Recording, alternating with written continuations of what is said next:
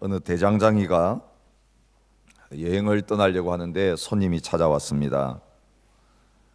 말 발굽에 박는 그 편자를 건네면서 똑같은 것 100개를 만들어 달라고 부탁을 했습니다. 자기가 여행을 떠나야 되기 때문에 자기가 직접 만들지 못하고 자기가 데리고 있는 제자에게 그 편자를 건네주면서 똑같은 것 100개를 만들어 놓으라, 그렇게 지시를 하고는 여행을 갔다 왔습니다. 돌아와서 그 제자가 만들어 놓은 편자 100개를 보니까 전부 다 불량품이었습니다. 몇 개만 쓸 수 있고 나머지는 처음 만들려고 한 그것과는 다르게 만들어져 있었습니다. 제자를 불러다가 물어보았습니다. 주인이 나한테 똑같은 것 100개를 만들어 달라고 해서 이제 납품해야 되는데 너가 만들어 놓은 것 가지고는 납품을 할 수가 없다. 도대체 어떻게 만들었기에 이렇게 만들어졌느냐. 그때 제자가 이렇게 말했습니다. 선생님이 주신 그 원본 가지고 하나를 만들고, 그 다음에는 그 만들어진 것을 가지고 또 원본으로 삼아서 하나를 만들고, 다음에는 또 그 만들어진 것을 가지고 원본으로 삼아가지고 또 하나를 만들고 100개를 만들다 보니까 이렇게 되었습니다. 그렇게 대답했다는 것입니다. 여러분, 처음부터 뭔가를 만들 때에 원본을 사용하지 않은 거죠. 처음에는 원본을 사용해가지고 만들었지만 나중에는 사본을 가지고 또 사본을 만들고 사본을 가지고 또 사본을 만들다 보니까 지나고 나니까 전혀 원본과는 다른 물건이 만들어지게 되었다는 것입니다. 오늘 제가 말씀드리려고 하는 주제는 롤 모델입니다. 이 말 발굽 만드는 이것만이 아니라, 물건 만드는 이 일만이 아니라, 우리가 어떤 사람이 되는가, 그것도 어떤 원본을 가지고 우리 자신을 만들어 가는가, 거기에 달려 있다는 것입니다. 사람이 살아가면서 나는 저렇게 되고 싶다, 저런 사람처럼 되고 싶다, 그렇게 모범으로 삼고 모델로 삼고 살아가는 그 사람을 가르쳐서 롤 모델이다, 그렇게 이야기를 합니다. 미국의 사회학자인 로버트 머튼이라고 하는 사람이 이 롤 모델이라고 하는 단어를 처음으로 사용한 다음에 요즘은 보편적으로 쓰여지고 있는 단어입니다. 오늘 우리가 지금 계속 에베소를 통해서 다루고 있는 주제가 뭐냐면 어떻게 새 사람이 될 것인가입니다. 이미 예수 그리스도 안에 있는 사람은 나는 예수님과 함께 죽었고 예수님 영접한 다음에는 내 안의 주인은 예수님이십니다. 이제는 예수님이 내 안에 살아 계십니다. 그래서 예수님이 하고자 하시는 대로 내 삶을 사시기를 원하시고 예수님이 하고자 하시는 대로 내 말을 쓰시기를 원하시고 예수님의 성품처럼 오늘 우리의 성품까지도 변화시키기를 원하십니다. 오늘 우리가 주의 날, 주일날 이곳에 모인 이유도 우리의 모든 시간의 주인은 예수님이십니다. 부활하신 그 예수님이 이 날의 주인이실 뿐만 아니라 모든 내가 사는 날의 주인이십니다. 그것을 고백하고 선포하기 위해서 주의 날로 저희들이 모여서 예배하는 것입니다. 근데 우리의 고민은 이런 것입니다. 내가 예수님처럼 살아보려고 하는데, 예수님을 닮아가려고 그렇게 노력하는데, 그런데 그게 잘 안 된다는 것입니다. 찍어놓고 보면 다른 게 나왔습니다. 예수님처럼 말하려고 하고 예수님처럼 살려고 하고 예수님처럼 마음 먹고 살려고 하는데 실제적으로 내 말과 행동과 내 성품 속에 만들어진 작품을 보면 그 원본과는 너무 다르다는 것입니다. 비슷한 것 같은데 아닙니다. 여러분, 비슷한 것 같은데 아닌 걸 뭐라 그러는지 아시죠? 사입이라고 합니다. 여러분, 사입이 종교가 문제가 아닙니다. 사입이 신앙이 문제입니다. 사입이 그리스도인이 문제입니다. 예수님 같지 않은 건 다 사입입니다. 비슷한 것 같은데 사실은 아닌 거죠. 어떻게 하면 하나님께서 만들고자 하시는 그것을 그대로 우리도 만들어낼 수 있을까? 이것이 우리 신앙생활의 숙제라고 할 수 있습니다. 이게 저절로 되는 게 아닙니다. 만들어져 가는 것입니다. 예수님 믿었다고 해서 내 안에서 그냥 예수님의 성품이 가만히 있는데도 나오고, 예수님이 하시는 말이 그냥 튀어나오고, 예수님이 하고자 하신 일이 저절로 되어진다면 오늘 우리 신앙생활에 고민이 없을 것입니다. 오늘 이 2000년 기독교의 역사가 이렇게까지 지금 잘못될 수 없을 것입니다. 여러분, 지금 우리가 기독교인이라고 하는 정체성을 가지고 삽니다. 이 지구촌 곳곳에는 수많은 교회들이 있고 수많은 그리스도인들이 있습니다. 여러분, 그 원본이 어디에 나타나 있습니까? 성경 말씀에 나타나 있습니다. 처음 교회가 만들어졌을 때의 그 모습, 사도행전에 나타나 있습니다. 예수님이 설계하셨던 교회, 예수님이 만드셨던 교회. 여러분, 그 원본하고 지금 우리의 교회 모습, 지금 우리의 신앙생활의 모습을 대조해 보면 이건 원본과 달라도 너무 다릅니다. 때때로 우리가 주일날 설교 들으면서 원본을 한 번씩 읽으시죠? 그럴 때마다 엄청난 괴리감을 느낍니다. 어떻게 이렇게 살 수 있냐? 어떻게 교회가 이렇게 될 수 있냐? 이건 불가능하다. 그래서 우리 할 수 있는 정도만 하자. 지금 오늘 우리의 신앙생활이 그렇게 되어 있습니다. 그러면서 왜 안 될까를 고민을 안 하고 삽니다. 오래 신앙생활을 한 사람일수록 빨리 포기하고 있습니다. 아예 설교를 들어도 진지하게 안 듣습니다. 그거 안 되는 거 또 들어봐야 뭐하냐. 사실 처음 신앙생활 한 사람은 과거에 그렇게 살지 못했기 때문에 주의 말씀을 들을 때에 내가 바뀌어야 된다는 절실한 마음이 있기 때문에, 더 이상 이렇게 살 수 없다는 마음이 있기 때문에 하나님의 말씀을 과연 그런가 아주 진지하게 듣습니다. 그리고 돌아가서 그대로 살려고 노력합니다. 10년, 20년 신앙생활하고 모태신앙한 사람들, 하나님의 말씀에 대해서 사실 진지한 관심이 없어요.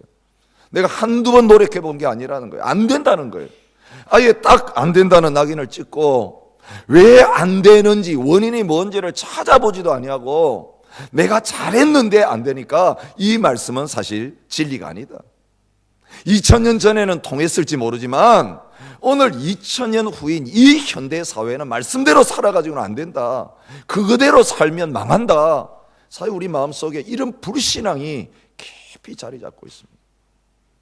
여러분, 우리 자신만 그렇게 안 사는 게 아니라요, 처음 신앙생활하면서 제대로 믿어보려고 하는 사람들에게, 우리 자녀들이 하나님 말씀 듣고 아버지, 어머니, 나 이제 말씀대로 살아야 되겠어요. 세상의 성공을 위해 살 수 없어요. 주를 위해 헌신하면서 복음 위해 살기 위해서 뛰어들면 너 지금 광신자가 되면 안 된다.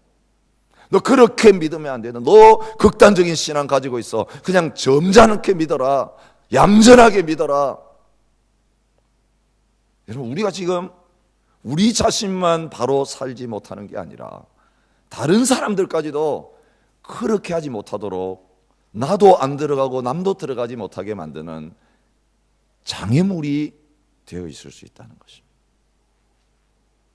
여러분, 우리가 읽으면 참 그렇게 살아야 돼.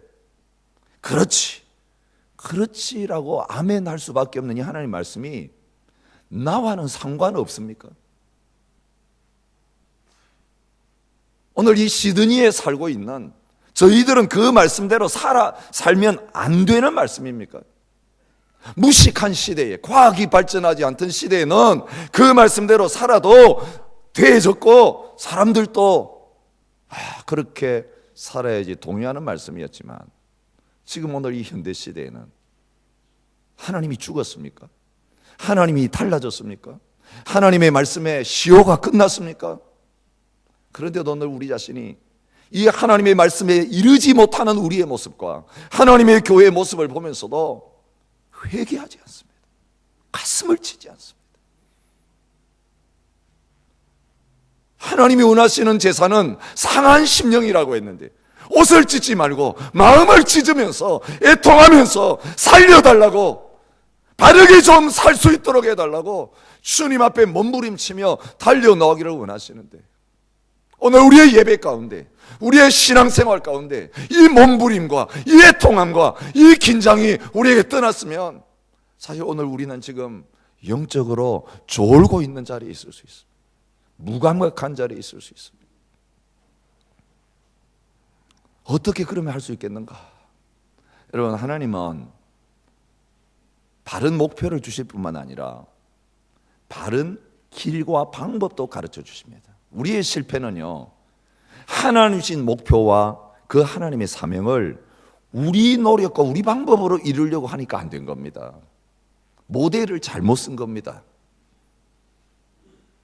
내보다 먼저 예수 믿는 사람 닮으려고 열심히 노력했어요. 사본에 불과한데.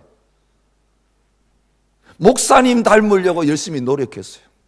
내가 존경하는 신앙의 위인을 닮으려고 열심히 노력했어요. 그거 다 원본이 아닙니다. 이 세상에 있는 어떤 존재도 완벽한 존재는 아무도 없습니다. 여러분에게 전도했던 그 사람도 불완전한 인간입니다. 죄인입니다.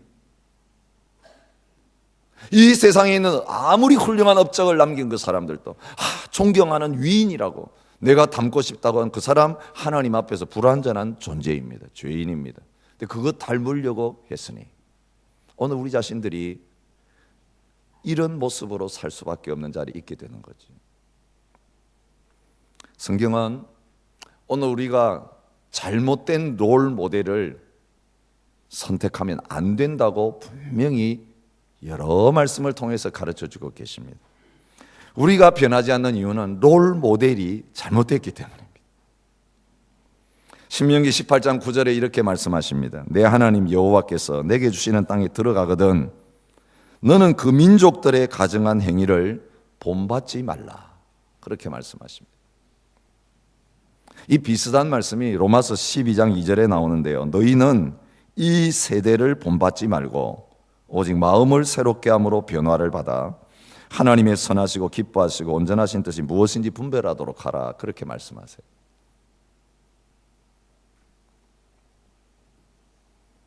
심지어 마태복음 23장 2절부터 3절에는 종교 지도자들 본받지 말라고 하는 말씀을 예수님께서 하고 계십니다. 서기관들과 바리새인들이 모세의 자리에 앉았으니 그러므로 무엇이든지 그들이 말하는 바는 행하고 지키되 그들이 하는 행위는 본받지 말라. 그렇게 말하고 계십니다. 여러분, 우리가 어떤 롤 모델을 정하면 그 롤 모델을 통해서 우리가 그 롤 모델 비슷하게 닮아가게 되어 있습니다. 학생 시절에 우리가 교과서에서 보았던 나다날 호손의 큰 바위 얼굴이라고 하는 이야기를 아실 거예요. 그건 실화가 아니라 소설이죠. 지어낸 이야기죠. 그런데 거기에 상당한 일리가 있습니다. 그 큰 바위에 새겨진 그 얼굴과 같은 사람이 그 동네에 나타나게 될 것이다. 근데 한 소년이 어릴 때부터 우리 동네에 그 큰 바위에 새겨진 얼굴과 같은 사람이 나타날 것이라고 하는 그 이야기를 듣고 늘 아침에도 쳐다보고 낮에도 쳐다보고 저녁에도 쳐다봅니다. 이 소년이 노인이 될 때까지 마을에는 그런 사람이 안 나타났습니다. 어디 바깥에서 나타나기를 기다렸는데 나중에 보니까 어릴 때부터 그 바위를 늘 쳐다보았던 이 소년의 얼굴이 노인이 되었을 때에 큰 바위에 새겨진 그 얼굴과 같은 얼굴이 된 것을 마을 사람들이 발견했다는 것입니다. 그 큰 바위 얼굴이 우리 동네 안에 있었구나. 우리 동네 안에서 하루하루 시간이 지나가면서 만들어지고 있었구나. 그것을 발견하게 된다는 스토리죠. 어떤 원리를 여기서 가르쳐주고 있습니까?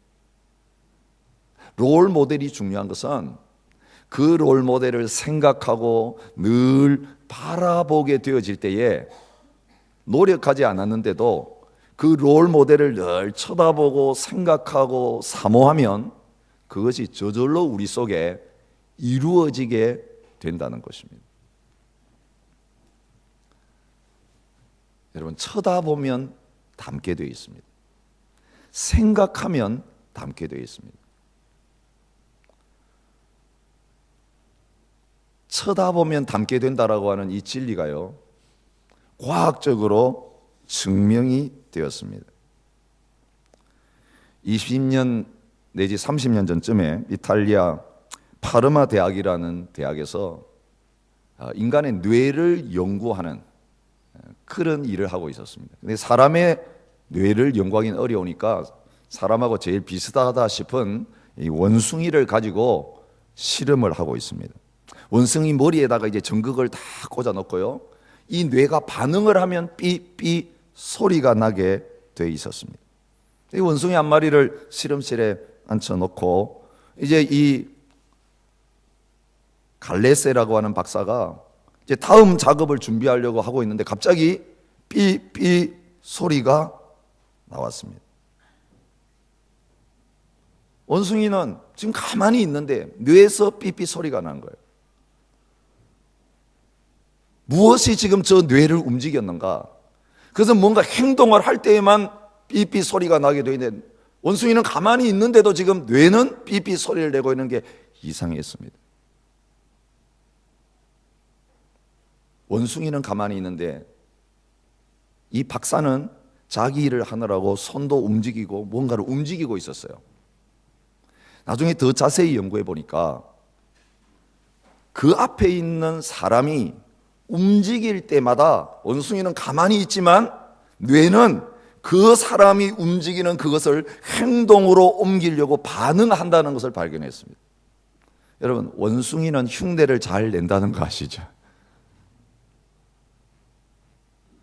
흉내 내는 거 나오기 전에 아무것도 안 해도 그 앞에 움직이는 것에 대해서 계속해서 반응하는 일이 있다는 것을 알게 되었습니다.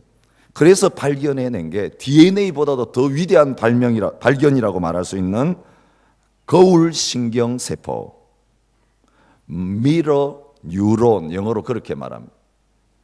거울과 같이 바깥에서 일어나는 모든 것에 자동적으로 반응하는 그런 기능이 우리 뇌 속에 있다. 그것을 발견하게 된 것입니다.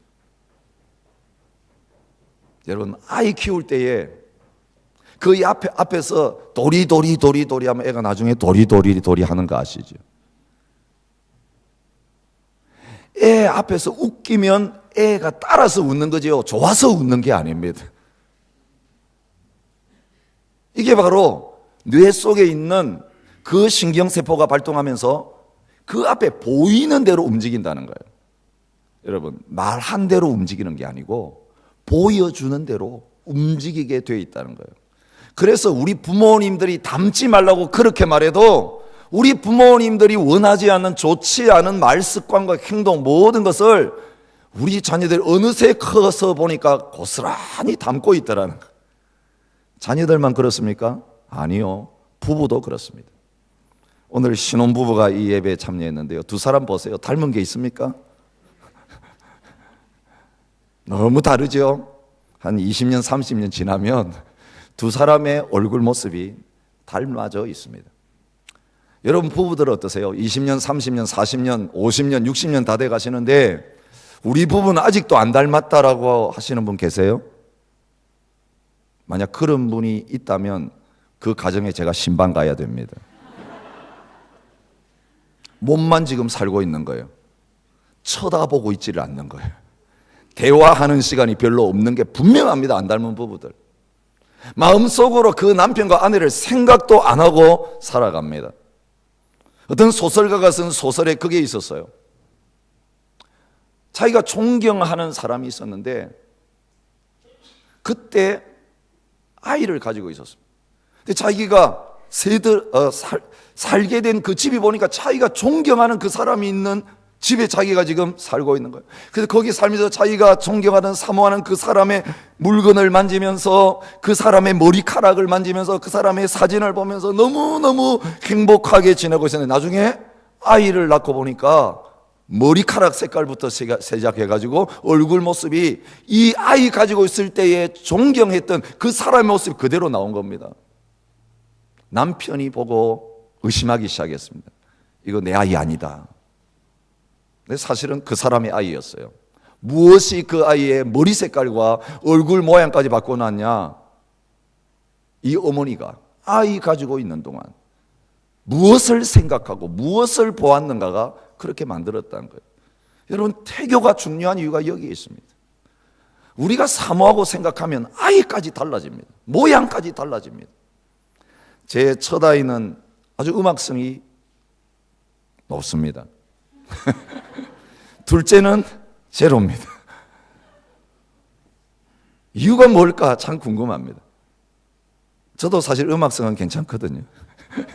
저희 아내도 음악성이 괜찮아요. 근데 이 둘째는 왜 이럴까? 딸인데. 그래서 어릴 때도 막 피아노도 시키고 했는데 이건 아니에요. 그래서 빨리 그만뒀어요. 둘째는 시키면 너무너무 잘 나는데 자기가 안 하려고 했기 때문에 그만뒀어요. 둘째는 우리가 이게 그만하라 그랬어요. 너한테 투자하는 건 손해다. 제가 가만히 생각해 보니까 저희 아내가 아이 가지고 있을 때에 뭘 했는가, 그것에 따라서 그 음악적 감수성이 예민하기도 하고 그렇지 않기도 한 걸 발견했습니다. 제가 처음에 시골 교회 가가지고 사역하는 가운데 생활비가 사실 거의 없었습니다. 교회가 생활비를 저에게 대주지 못했기 때문에 저희 아내가 임신한 상태로 피아노 레슨을 했습니다. 학원에 가가지고 피아노 레슨을 하면서 그 배부른 몸으로 뱃속에서 아이를 키웠어요. 여러분, 그 아이는 뱃속에 있으면서부터 엄마가 맨날 악보 생각하고, 그리고 뱃속에 들어있는 가운데서 피아노 댕댕거리는 소리를 다 듣고, 그러니 음악적인 감수성이 예민할 수밖에 없죠. 사랑하는 성도 여러분, 오늘 우리가 주일날 이 한 시간 좋은 말씀 듣고 찬송 부르고 기도한다고 우리의 성품과 우리의 모습과 우리의 행동이 안 바뀐다는 거예요. 한 주간 동안 살면서 우리가 누구를 많이 생각하는지, 누구를 더 사랑하고 사는지, 누구를 쳐다보고 있는지, 누구의 말을 많이 듣고 있는지, 여러분, 쳐다보는 그 사람, 생각하는 그 사람의 모습과 말과 행동이 우리 속에서 찍혀지면서 작품이 만들어지고 나타나게 되어진다는 거예요.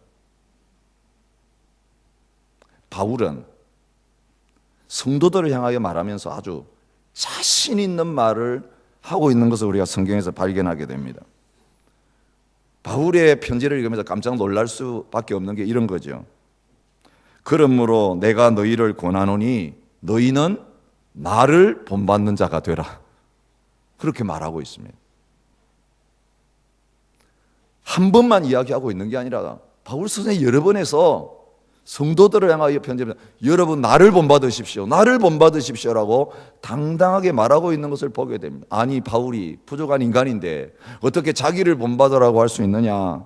그런데 자기를 본받으라고 말할 때마다 거기에 단서가 붙어 있어요. 전제 조건이 붙어 있는 것을 성경에서 발견할 수 있습니다.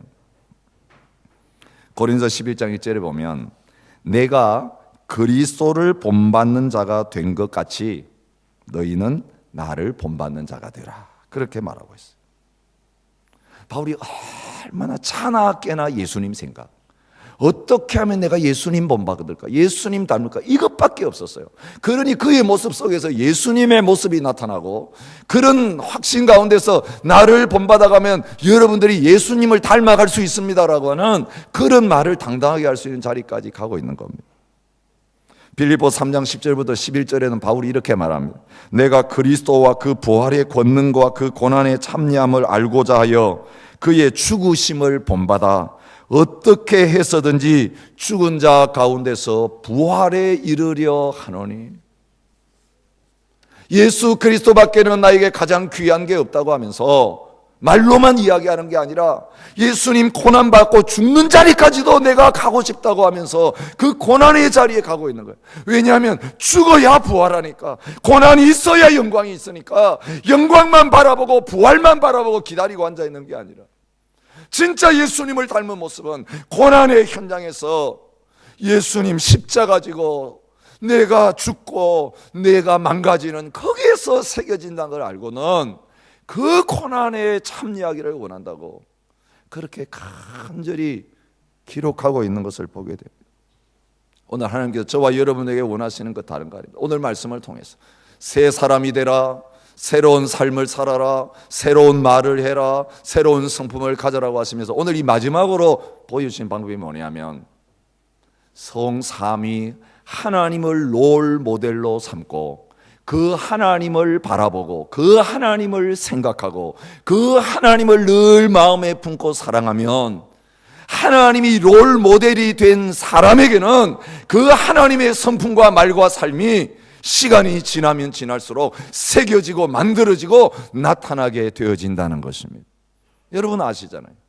교회 여집사님이 열심히 부동산 사러 다니고 부동산 투기하러 다녔는데 여전도에 사회를 헌신예배 사회를 보면서 303장 찬송을 부릅시다 했는데 303동 찬송을 부릅시다 이렇게 말했어요. 밤새 사극을 본 집사님은 대표 기도하시면서 성은이 만극하옵니다. 하나님 앞에서 그냥 사극에 본 말이 그냥 튀어나온 거예요. 여러분 입에서는 어떤 말이 나옵니까? 여러분이 맨날 보고 들은 그게 나오게 돼 있어요. 성경 안에 산 사람은 기도에도 말씀이 튀어나오고 대화에도 말씀이 튀어나오고 교제를 해도 말씀 쉐어링이 저절로 되는 거예요. 내 속에 예수님으로 차 있고 하나님으로 차 있고 성령님으로 차 있으면 툭 치면 감사, 툭 치면 찬양, 툭 치면 말씀이 나오게 되어 있어요. 아무리 숨기려고 해도 내가 한 주간 동안 무엇 보고 무엇 읽고 누구와 만나서 어떻게 살았는가가 한 시간 이야기해 보면 저절로 다 튀어나오게 되어 있다는 것입니다. 이건 노력해서 되는 게 아니라 내가 내 마음과 내 삶을 무엇을 바라보고 누구와 보낸가에 따라서 나오게 되어 있다는 것입니다. 오늘 삼위 하나님에 대해서 말씀하시면서 오늘 우리의 롤 모델이신 삼위 하나님과 함께 살게 되면 그분을 바라보고 그분과 교제하고 그분의 뜻을 묵상하며 살게 되면 오늘 우리는 거룩한 삶을 살지 않을 수 없고 거룩한 말을 하지 않을 수 없고 거룩한 인격을 닮아가지 않을 수 없다. 그것을 보여주십니다. 우리의 롤 모델이신 삼위 하나님 오늘 성경의 차례대로 이야기하고 있어요. 너희는 이렇게 살아라 이렇게 살아라 하면서요 중간중간에 나오는 게 하나님 이야기예요. 첫 번째로 30절에 보시면 하나님의 성령을 근심하게 하지 말라. 여러분 무엇이 바른 말이고 무엇이 바른 성품이고 무엇이 바른 생활인가 그걸 내 속에 계시는 성령님께서 바로메터가 되어가지고 체크해 주시는 거예요. 여러분 집안에 알람을 설치하신 분들 계시죠? 알람을 작동시켜 놓으면요 문이 잠겨 있는데 그 안에 아무도 없는데 누가 들어가가지고 움직이면 그 알람이 체크가 되어져 가지고 삐삐삐 소리를 내게 되어 있는 거예요. 여러분 우리가 성령님을 모시고 산다고 할 때 성령의 은사와 막 능력과 막 이것만 가지고 이야기하는데요 성령님이 우리 안에 거하시면서 하시는 역할 중에 하나가 뭐냐면 오늘 우리의 생각과 태도와 보이지 않는 모든 우리의 자세만이 아니라 우리의 말과 행동을 우리 안에 거하시면서 다 보시고 다 체크하고 계시다가 우리가 그 성령님이 원하시는 대로 바르게 살지 않으면 성령님의 뜻대로 행하지 않고 하나님의 말씀대로 행하지 않고 기뻐하지 않으시면 성령님은 바로 우리 속에서 반응하십니다. 성령님의 알람이 뭐냐면 근심하시는 것이다 그렇게 말하고 있어요. 성령님은 기계가 아닙니다. 성령님은 인격적인 존재십니다. 우리가 자녀들 바라보며 바르게 살지 못하면 걱정이 됩니다. 잠이 안 옵니다. 걱정이 되면 밥을 먹을 수도 없습니다. 성령 하나님이 우리 바깥에서 우리를 보고 계시는 게 아니라 내 마음에 계시면서 내 생각, 태도, 감정, 흐름 하나하나를 다 느끼시면서 그것이 성령님께 딱 체크되었을 때에 이거 바로 가지 못한다고 생각하면 그때부터 근심하기 시작하시는 거예요. 여러분 성령님이 내 속에 근심하면 그 사람의 얼굴에 기쁨이 싹 사라집니다. 평안이 싹 사라집니다. 성령님이 근심하면 그 그리스도인의 얼굴 모습만 봐도 지금 문제 있구나가 한 게 드러나게 돼 있어요. 사랑이 다 사라지고 평안과 기쁨이 다 사라지고 걱정과 근심이 가득한 얼굴로 나타나는데요, 그게 성령님이 내 안에 계시면서 근심하는 증거라고 오늘 성경이 말해주고 있습니다. 하나님의 성령님은 우리 안에 계세요. 그래서 우리를 성전이라고 하세요. 오늘도 우리 찬양대에서 하나님의 성전에 대해서 찬양해요. 주의 전에 대해서 이야기합니다. 사실은 더 중요한 성전은 우리 자신이 성령님을 모시고 있기 때문에 성전이에요. 근데 우리가 성령님이 내 안에 계시면서 말 안 해도 생각까지도 다 알고 계세요. 그걸 잊어버릴 때가 있어요. 말로 아직 안 나왔어요. 행동으로도 안 나왔어요. 그런데 미워하는 감정이 내 속에 쿵 올라오기 시작할 때, 그때 벌써 성령님은 근심하세요. 잘못된 생각을 품는 순간에 내 속에 천국의 기쁨과 즐거움은 다 언제 있었던 애들이 사라져버리고, 그때부터 어두움이 내 감정과 생각 속에 와 밀려오기 시작하는 그런 자리에 있게 되는 것입니다. 그래서 성경은 성령님을 소멸하지 말라, 그렇게 저희들에게 가르칩니다. 성령님이 우리 연약한 것을 도와주신다고 말하면서 말할 수 없는 탄식으로 우리를 위하여 친히 간구하시느냐라 그렇게 말해요. 여러분, 처음 예수 믿을 때 성령님을 경험한 사람과 그렇지 못한 사람의 차이가 있습니다. 회개를 어떻게 했느냐 보면 알아요. 그저 죄책감 가지고 후회하는 건 회개가 아니에요. 처음 교회 와서 하나님 말씀 들었더니 나도 모르게 눈물 콧물이 막 쏟아지면서 내 잘못한 것이 그냥 다 나도 기억 안 하려고 했는데 막 필름처럼 생각나고, 그걸 하나님 앞에 생각하니까 내가 어떻게 그렇게 살았나 막 되더라. 그건 내 안에 성령님께서 그렇게 하신 거예요. 이미 성령 받은 사람이에요. 은사가 없어도 방언 못해도 성령님이 내 안에 계시면서 내 자신의 죄에 대해서, 과거에 대해서 그렇게 느끼시기 때문에 나를 거기에 더 이상 머무르지 못하도록 토해내게 하시는 그런 역사를 하시는 거죠. 성령님이 말할 수 없는 탄식함으로 우리 안에서 우리를 위해서 기도함으로 말미암아 우리가 변화되어지는 출발점이라고 할 수 있는 겁니다.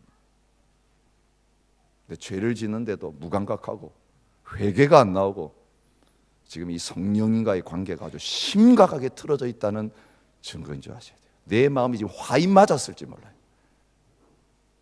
내 마음이 지금 길가 같은 마음이 돼가지고 예민하지 못해요. 쟤는 조금만 건드려도 반응했는데 이제는 막 쾅쾅 쳐도 감각이 없는 그런 상태.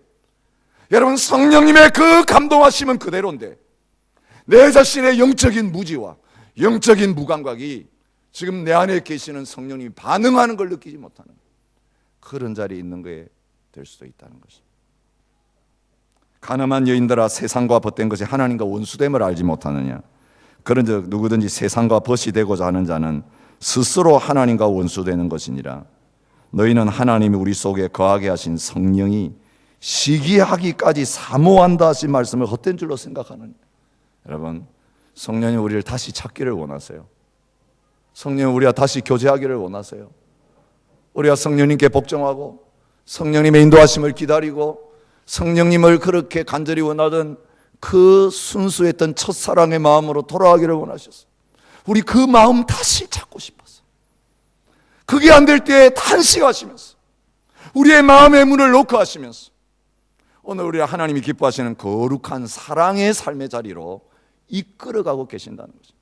여러분, 이 성령님을 바라보시기를 바랍니다. 이 성령님께 반응하시기를 바랍니다. 성령님과 교제하시기를 바랍니다. 성령님 앞에 나가시기를 바랍니다. 그럴 때 성령님이 여러분의 상태를 그대로 드러내시면서 하나님이 기뻐하지 않는 모습이 있을 때에 회개하게 하시고 거룩하게 하시고 바꾸어 주셔서 이제는 하나님의 형상이 여러분 속에 깊이 새겨지는 그런 역사들을 나타나게 해 주실 것입니다. 아버지 하나님에 대해서 다음으로 말하고 있습니다. 32절, 서로 친절하게 하며 불쌍히 여기며 서로 용서하기를 하나님이 그리스도 안에서 너희를 용서하신과 같이 하라 말씀한 다음에 5장 1절에서 사랑받은 자녀같이 너희는 하나님을 본받는 자가 되라고 말씀하세요. 아버지 하나님이에요. 삼위일체 하나님 가운데 아버지 하나님. 우리가 예수 믿는다는 건 하나님을 이제 아버지로 모셨다는 겁니다. 아버지의 자식이 됐으면 아버지의 사랑받은 자녀가 늘 해야 될 일은, 늘 신경 쓰고 잊어버리지 말아야 될 일은 아버지를 본받아야 된다. 아버지 닮아야 된다. 우리 자식은 태어나자마자 닮지만 우리가 완전한 아버지의 모습을 닮아가는 것은 예수 믿을 때 바로 나타나지 않습니다. 자식이라는 신분은 받았지만 아버지의 모습을 닮아가는 것은 그 아버지를 늘 바라보고 아버지의 사랑 가운데 거할 때 있어지는 겁니다. 성경은 하나님이 우리를 만드실 때부터 하나님의 모습으로 만들었다 말합니다. 이게 하나님의 형상이에요.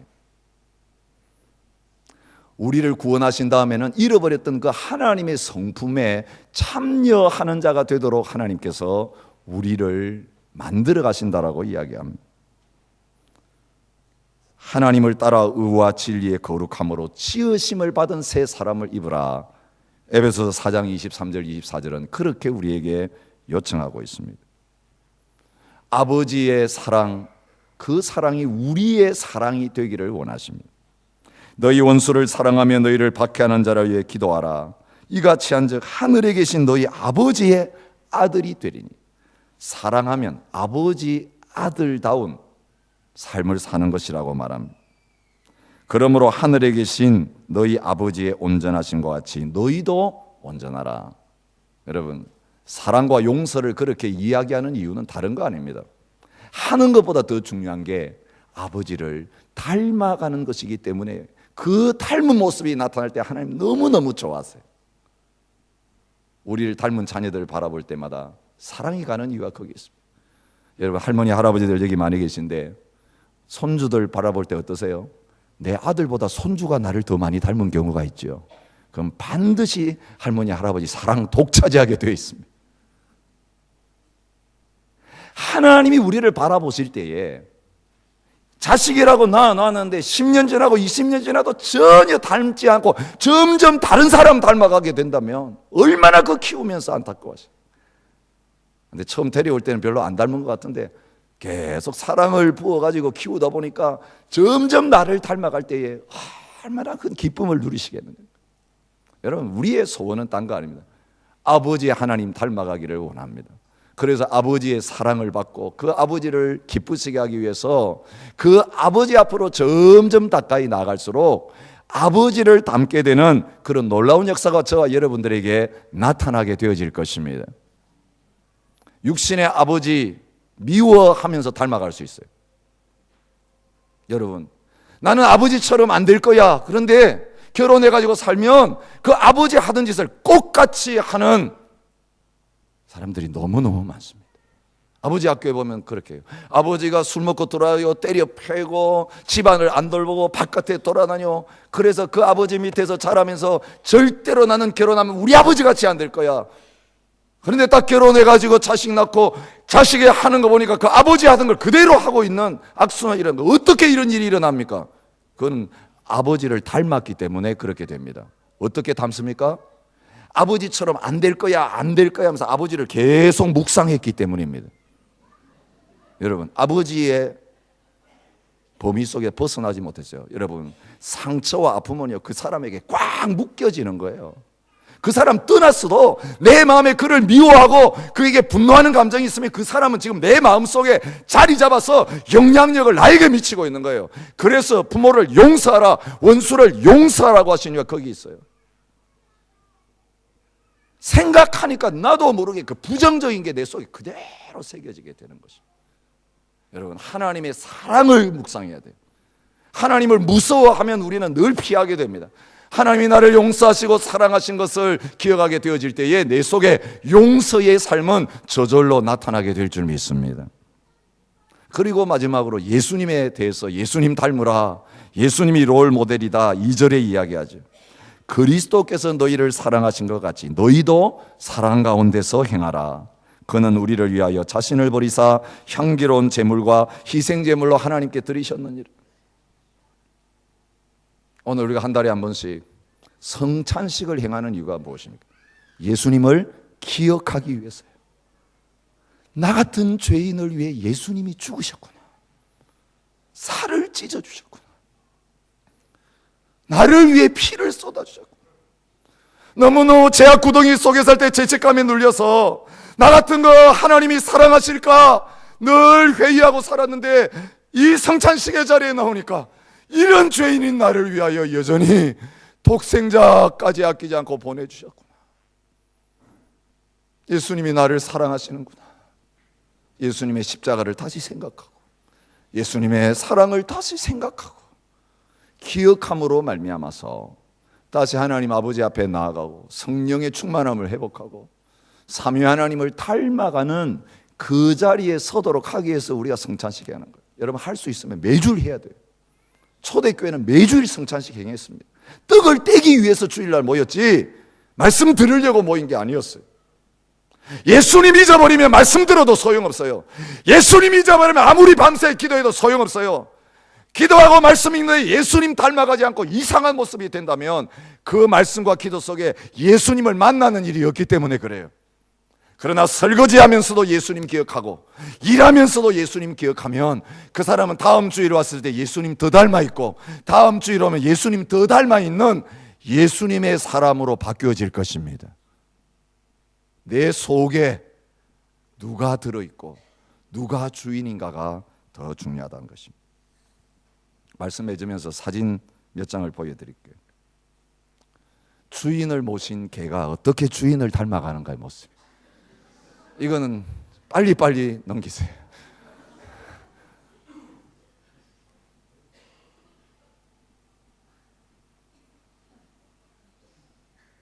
예, 옷까지 비슷한 걸 입혔어요.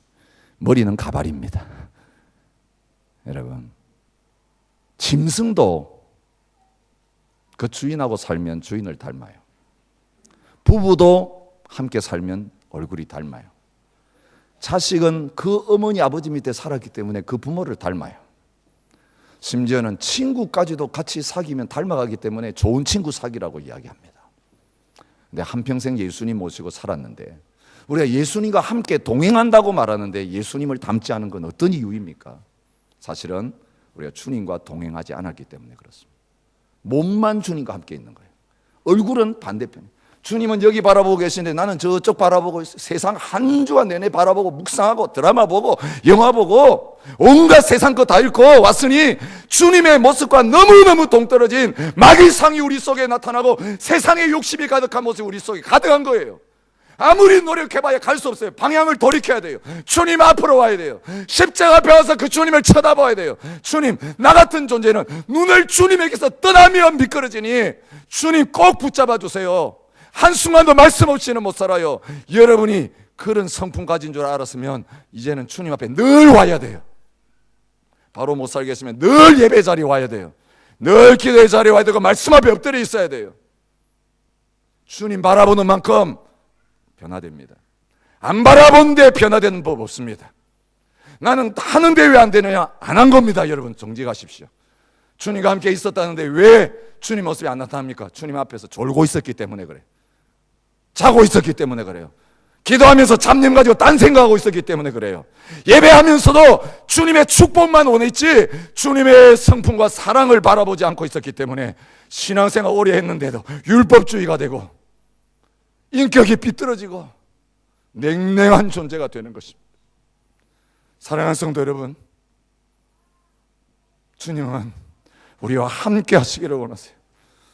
우리와 얼굴을 대하면서 마주보기를 원하세요. 우리하고 모든 것을 같이 나누기를 원하세요. 슬픈 감정도 좋은 감정도 다 함께 하면서 우리를 떠나지 아니하고 우리와 함께 하시면서 결국 우리를 주님처럼 만들어 가기를 원하시는데 이 주님의 성품 닮아가는 성삼위 하나님이 나의 롤모델이고 나는 주님과 같은 형상으로 바뀌어질 것이다. 이 소망 가지고 24시간 주님 쳐다보고 24시간 주님 생각하고 어디 있든지 주님을 놓치지 말고 그 주님 중심으로 살아가서 주님 닮는 그 자리에 서서 너희도 나를 닮으라고 자신 있게 이야기할 수 있는 저와 여러분들이 되실 수 있기를 축복합니다. 그럼 그 주님 앞에 찬양하며 나갔으면 좋겠습니다.